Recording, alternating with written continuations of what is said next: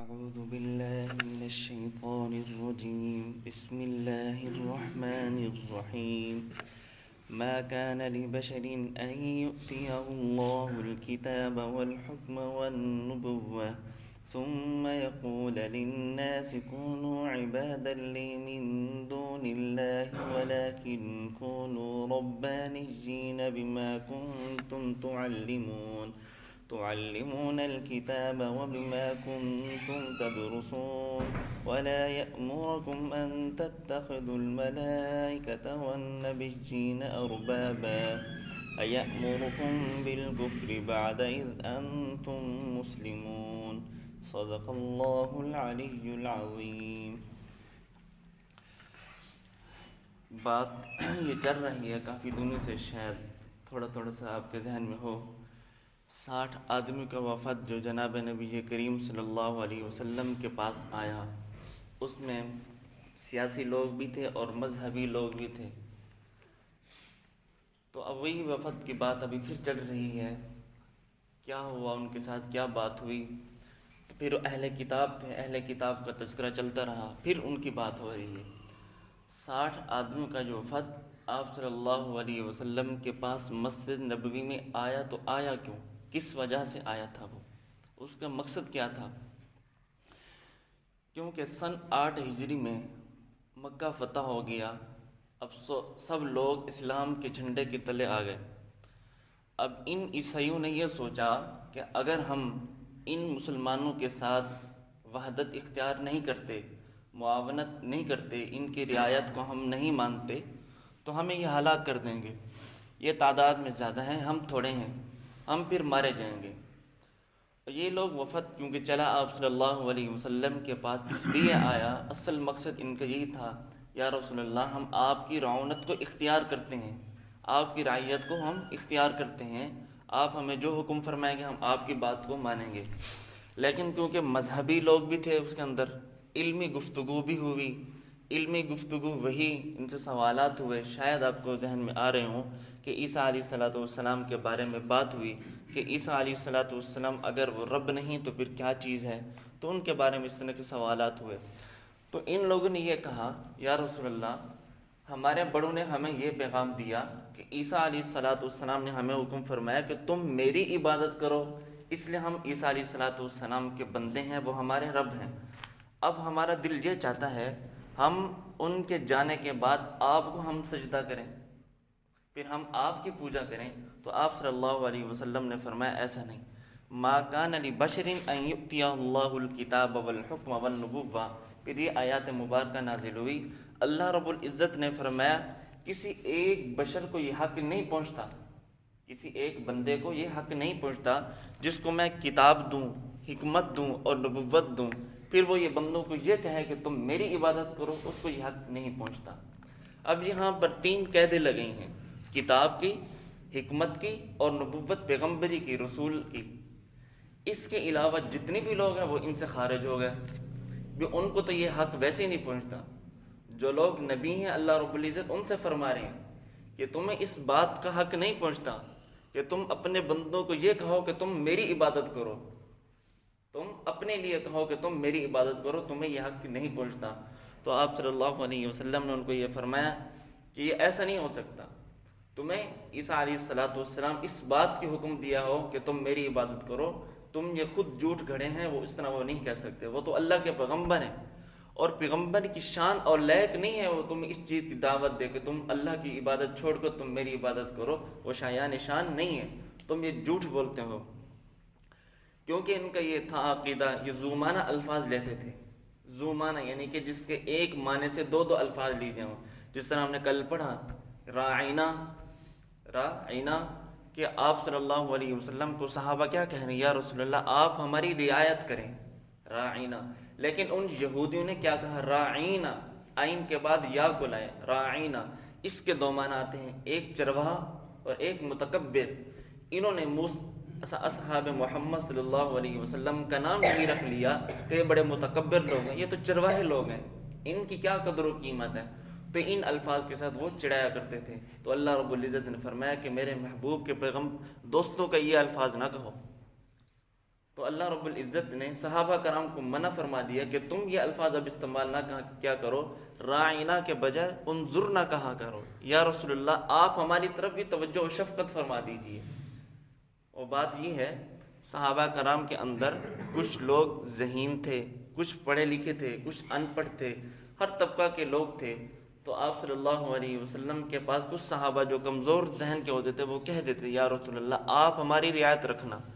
تو آپ صلی اللہ علیہ وسلم کی یہ عادت مبارکہ تھی، جب بھی وہ بات فرماتے تو آرام سے بات فرماتے تاکہ ہر سننے والا سمجھ جائے، ہر میری اس مجلس میں ہر بندہ بیٹھنے والا میری بات کو سمجھ جائے۔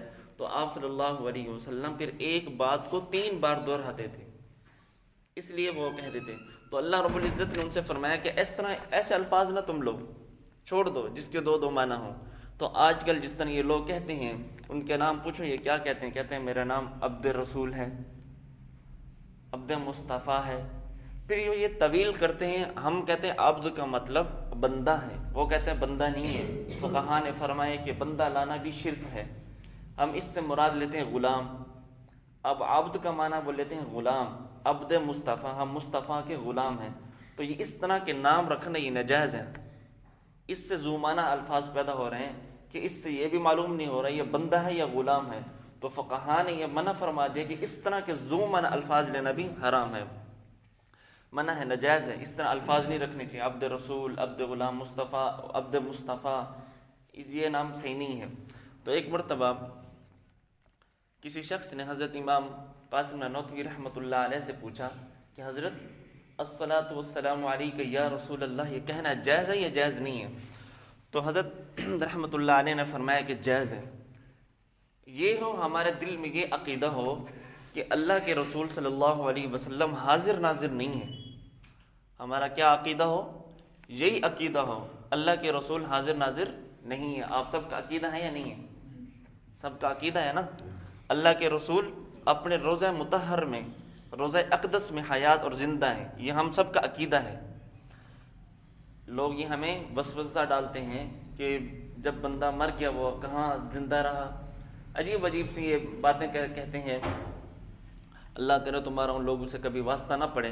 ہمارا یہ عقیدہ ہے اللہ کے رسول جتنی بھی پیغمبر ہیں اپنی قبروں کے اندر زندہ ہیں، ان کے لیے یہ مٹی حرام ہے، وہ کچھ نہیں کہہ سکتی، کیونکہ عام مردوں کے لیے یہ مٹی جو ہے نا جسم کو گال دیتی ہے، 3 دن کے بعد ختم ہو جاتا ہے، بس اوقات 40 دن کے بعد، الا ماشاء اللہ کوئی ایسا جسم ہوتا ہے جو تر و تازہ رہ جاتا ہے، وہ اللہ رب العزت بطور لوگوں کو دکھانے کے لیے کہہ دیتے ہیں دیکھو میری حکمت میں جو کچھ کرنا چاہوں کر سکتا ہوں۔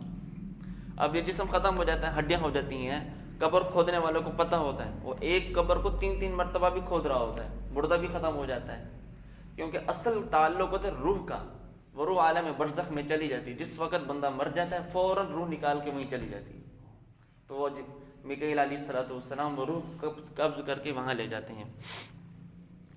تو اللہ رب تو ان سے حضرت رحمۃ اللہ علیہ نے فرمایا جی الصلاۃ والسلام علیک یا رسول اللہ کہنا جائز ہے، لیکن دل میں یہ عقیدہ ہو کہ آپ صلی اللہ علیہ وسلم اگر ہیں تو صرف روضہ رسول کے اندر ہیں اور کہیں وہ حاضر ناظر نہیں ہے، لیکن لوگوں کا عقیدہ خراب ہے، ذہنیت خراب ہے، وہ الصلاۃ والسلام علیک یا رسول اللہ اس لیے کہتے ہیں کہ آپ علیہ الصلاۃ والسلام حاضر ناظر ہیں۔ تو انہوں نے فرمایا کہ ان لوگوں کی ان باطل تردید کے لیے اجتناب کرنا چاہیے، ہمیں بچنا چاہیے، وہ لوگ یہ نہ سمجھے یہ بھی الصلاۃ والسلام علیک یا رسول اللہ کہہ کر حضور کو حاضر ناظر کہہ رہے ہیں، تو یہ اس طرح کے الفاظ نہیں بولنا چاہیے۔ تو جس طرح ہم ایک بندہ کوئی جا رہا ہو گر جاتا ہے، بے اختیاری منہ سے الفاظ لگتا ہے میری ماں، ماں کا لفظ زیادہ آتا ہے زبان پر، کیوں؟ ماں کی ممتا اور شفقت اور محبت کی وجہ سے ماں کا نام ذہن آ جاتا ہے۔ تو اس طرح انہوں نے فرمایا کہ یا رسول اللہ کہنا بھی جائز ہے، کوئی ایسی بات نہیں ہے، ہاں دل میں یہ عقیدہ ہو بس آپ صلی اللہ علیہ وسلم اپنے روضہ رسول کے اندر حیات ہیں اور کہیں حاضر ناظر نہیں ہیں۔ جس طرح آج کل یہ کہتے ہیں علی مشکل کشا، یہ بات پہ آپ سننا غور سے، کیا کہتے ہیں علی مشکل کشا، آپ سب لوگوں کے ذہن کے اندر یہی بات ہوگی، علی مشکل کشا کہتے ہیں حضرت علی رضی اللہ تعالی عنہ کو، یہی ہے نا، یہی کہتے ہیں نا، وہ حسن حسین فاطمہ الزہرا ان 5 کو مانتے ہیں، تو باقی کو یہ نہیں مانتے۔ اگر ان کی عقیدے کے سامنے یہ بات بھی میں ظاہر کر دوں، نہ یہ خدا کو مانتے ہیں، نہ یہ رسول کو مانتے ہیں، نہ کسی صحابہ کو مانتے ہیں، یہ کسی کو بھی نہیں مانتے، ان کے یہ دعوے ہیں، بس چھوڑو چلو۔ یہ کیا کہتے ہیں؟ علی مشکل کشا یا علی مدد، ہم علی سے مدد مانگتے ہیں۔ اگر ان سے پوچھا جائے ارے یہ کیا تم بات کہہ رہے ہو یار، یہ حدیثوں میں بات نہیں ہے، آپ کے علماء کی کتابوں یہ مشکل کشا کی بات نہیں ملتی، علی کیا مشکل کشا نہیں تھے؟ صحابہ ان کو مشکل کشا کہہ رہے ہیں، تم یہ بات کس طرح کہتے ہو؟ کتنا بڑا دھوکہ آ گیا۔ اب علی نام اللہ کا بھی نام ہے، وَهُوَ الْعَلِيُّ الْعَظِيمُ، یہ کیا نام ہے؟ اللہ کا نام ہے، یہ اسماء الحسنہ ہے، اللہ رب العزت کی جو نام ہے، قرآن پاک کی اس صفحے میں آتا ہے، یہ بھی لکھا ہوا ہے الغفور الشکور العلی الکبیر، یہ اللہ کا نام ہے، علی الکبیر، یا علی، اس سے مراد ہماری اللہ کی ذات ہے۔ اگر بندہ یہ کہتا ہے یا علی، اس کے دل میں یہ مراد ہو کہ یہ تو اللہ ہی کا نام ہے، حضرت علی رضی اللہ تعالیٰ عنہ کو میں نام نہیں لے رہا تو ان کا میں نام لے رہا ہوں، تو کوئی حرج نہیں ہے، پھر مشکل کشا کہنا بھی کوئی حرج نہیں ہے۔ اصل میں بات یہ تھی کیونکہ اللہ رب العزت نے حضرت علی کرم اللہ وجہہ کو فیصلے کی ایک عجیب انوکھی تاریخ دی ہوئی تھی۔ جب بھی کوئی فیصلہ آتا تو حضرت علی کرم اللہ وجہہ فرماتے تھے، حتیٰ کہ حضرت عمر رضی اللہ تعالیٰ عنہ کے دور کے اندر بھی جو بھی فیصلے آتے تھے تو حضرت علی رضی اللہ تعالیٰ عنہ اس سے نمٹاتے تھے۔ بسا اوقات پوچھتے تھے، حضرت عمر ان کو بلاتے، علی یہ فیصلہ کرو، علی یہ فیصلہ کرو، تو اس لیے کہا گیا علی اس دروازے کا، اس علم کا دروازہ ہے، علی کے پاس علم بہت تھا، اللہ رب العزت نے ہر ایک صحابی کو ملکہ عطا فرمایا ہوا تھا۔ تو ان کو یہ حضرت عمر رضی اللہ تعالیٰ نے فرمایا ایک مرتبہ، قضیۃ ولا ابا حسن، کہ کہاں ہے حسن کا باپ علی جو ہمارے درمیان یہ فیصلہ کرے۔ دوسرا اصل لفظ یہ مشکل کشا کا ہے، جو ہمیں یہ کہتے ہیں کہ تم بھی تو مشکل کشا کہتے ہو، وہ عربی میں لفظ آتا ہے حل المحاقل، حل المحاقل، مشکل چیزوں کی گرہ کھولنے والا۔ حضرت علی کا نام کا لقب یہی تھا، صحابہ کرام نے ان کا لقب لگایا ہوا تھا حل المحاقل، اے علی تو مشکل چیزوں کے بھی گرہ کھولنے والا ہے، مشکل چیزوں کو بھی آسان بنا دیتا ہے، ایسے مسائل جو ہمیں حل نہیں ہوتے ان کی بھی تو حل نکال لیتا ہے، اللہ پاک نے تجھے اتنا علم سے نوازا ہوا ہے۔ وہ ایک عورت کا واقعہ آتا ہے، وہ واقعہ بہت بڑا ہے، تو اس نے کچھ دینار چھپائے ہوئے تھے، اس نے پھر تہمت لگا دی، ایک بندے نے اس کو پیسے دیے کہ تو یہ انکار کر دے تو میری بیوی ہے، تو بچے کا انکار کر دے، تو یہ ایسا معاملہ آیا، حضرت عمر رضی اللہ تعالیٰ عنہ بھی حیران ہو گئے، اب میں اس عورت کو کیسے ڈھانپوں، کیسے پتہ چلے گا اس عورت کا بچہ ہے یا بچہ نہیں ہے، کس خامت سے ہے، اب یہ دو خامتوں کا تذکرہ کر رہی ہے، میں کیسے کروں؟ تو وہاں پر حضرت علی رضی اللہ تعالیٰ عنہ آ کر انہوں نے فیصلہ فرمایا تھا، تو اس لیے صحابہ کرام ان کو فرمایا تھا حل المحاقل۔ اب اس کو علماء نے فارسی کا ترجمہ کیا مشکل کشا، یہ فارسی کا لفظ ہے، تو وہ مشکل کشا علی کو کہہ رہے ہیں، علی یعنی کہ حضرت علی ایسے مشکل کشا ہیں، مشکل چیزوں کی گرہ کھولنے والے ہیں۔ پھر ان سے وہ ہمیں ہماری علماء کی عبارات دکھاتے ہیں، دیکھو حسین احمد مدنی رحمۃ اللہ علیہ بھی سادات خاندان سے ہیں، انہوں نے اپنا شجرہ نسب جو لکھا کہ میری لڑی جو حضرت حسن حسین تک جاتی ہیں، انہوں نے اپنے اس شجرہ کے اندر بھی لکھا مشکل کشا۔ تو ان سے کسی صاحب نے خط لکھا کہ حضرت آپ دیوبندی ہمیں یہ کہتے ہو مشکل کشا کہنا یہ شرک ہے، خود تم پھر مشکل کشا لکھ رہے ہو۔ تو حضرت حسین احمد مدنی رحمۃ اللہ علیہ نے فرمایا جی میں اس لیے مشکل کشا لکھ رہا ہوں، میں اپنے پروردگار سے حضرت علی کا واسطہ دے کر اپنی مشکل حل کروا رہا ہوں، یا اللہ ہمیں جس طرح حضرت علی ایسی مشکلوں کو حل فرماتے تھے، آج بھی تجھے ان کا واسطہ ہے، تو آج اپنے واسطے سے ہمیں مشکل ہماری حل کر دے۔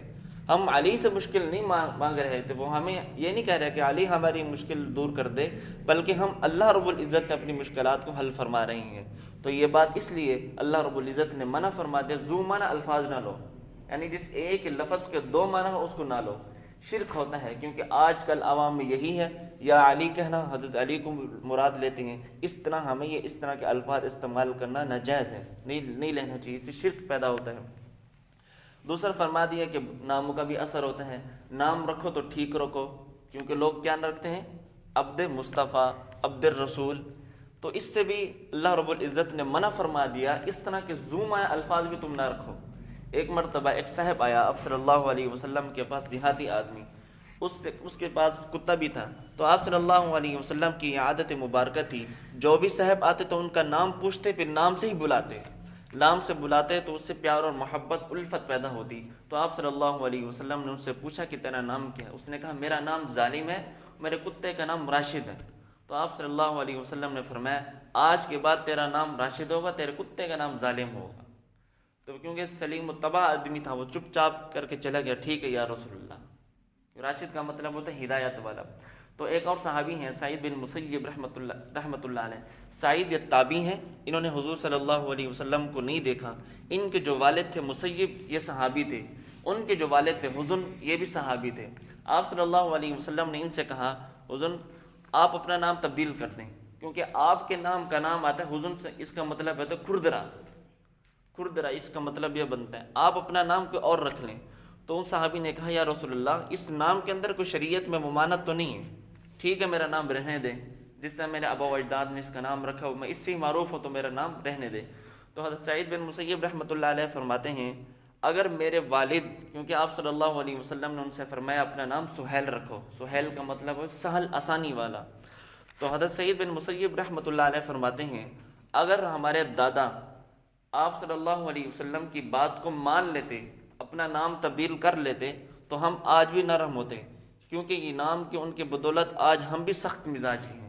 ہمارا مزاج میں بھی سختی ہے کیونکہ ان کے مزاج میں بھی سختی تھی، تو آج ہمارے مزاج میں بھی سختی ہے۔ اس سے معلوم ہوا ناموں کا بھی اثر پڑتا ہے۔ آج ہم اپنے نام رکھیں، صحابہ کے نام رکھیں، اسماء الحسن جو اللہ رب العزت کے اسماء صفاتی ہیں، اس طرح نام رکھیں، عبد المتین، عبد المقیت، عبد القوی، عبد الحمید، عبد الواحد۔ اور آپ صلی اللہ علیہ وسلم کے جو اسماء ہیں غلام مصطفیٰ، غلام مجتبیٰ، اس طرح کے نام رکھنے چاہیے۔ اور عورتوں کے بھی نام اس طرح عجیب عجیب ہوتے ہیں، وہ بس اوقات پوچھ رہی ہوتی ہیں اس کا نام کا مطلب کیا، اور بس اوقات ایسا ہوتا ہے کسی لغت میں بھی نہیں مل رہا ہوتا اس نام کا مطلب کیا ہے، تو ان کو بھی چاہیے اپنے نام اصحاب رسول، جس طرح صحابی عورتوں کے نام تھے ویسے نام رکھیں۔ آپ صلی اللہ علیہ وسلم کی جو صاحبزادیاں تھیں ان کے نام کی طرح اپنے نام رکھیں۔ اللہ رب العزت سے دعا ہے ہمیں قرآن پاک سمجھنے اور سننے کی بھی توفیق عطا فرمائے۔ وما علینا الا البلاغ المبین۔